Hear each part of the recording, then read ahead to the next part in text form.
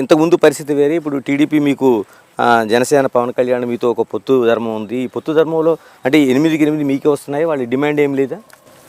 అంటే నేను డిమాండ్ లేదు అని నేను చెప్పను, కానీ వాస్తవాలకు దగ్గరగా ఇరు పార్టీలు కూడా నడుచుకోవాలి.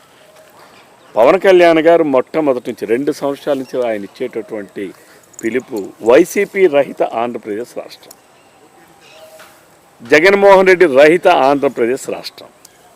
వైసీపీ రహిత ఆంధ్రప్రదేశ్ రాష్ట్రం అంటే ఏంటి దాని అర్థం?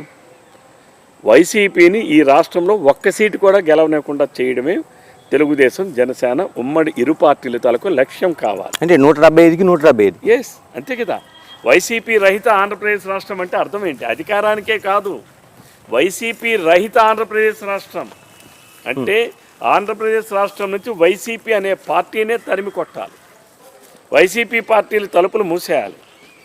వైసీపీ రహిత ఆంధ్రప్రదేశ్ రాష్ట్రం అంటే 175 స్థానాలు కూడా తెలుగుదేశం జనసేన కూటమి గెలవాలి. ఈరోజు ఇరు పార్టీల నాయకులు కానీ, ఇరు పార్టీల కార్యకర్తలు కానీ, లేదు మా అధినాయకులు కానీ, పవన్ కళ్యాణ్ గారు కానీ, చంద్రబాబు నాయుడు గారు కానీ వాస్తవాలకు దగ్గరగా ఎక్కడ ఏ అభ్యర్థికి జనసేన అభ్యర్థి బలంగా ఉన్నారంటే, జనసేన అభ్యర్థికి జనంలో బలంగా ఉన్నారంటే వారిరువురు అనేక నివేదికలు తెప్పించుకొని వాస్తవాలకు దగ్గరగా జనసేన అభ్యర్థి బలంగా ఉన్న దగ్గర జనసేన అభ్యర్థిని బలపరచాలి, తెలుగుదేశం పార్టీ బలంగా ఉన్న దగ్గర తెలుగుదేశం పార్టీ అభ్యర్థులను బలపరచాలి.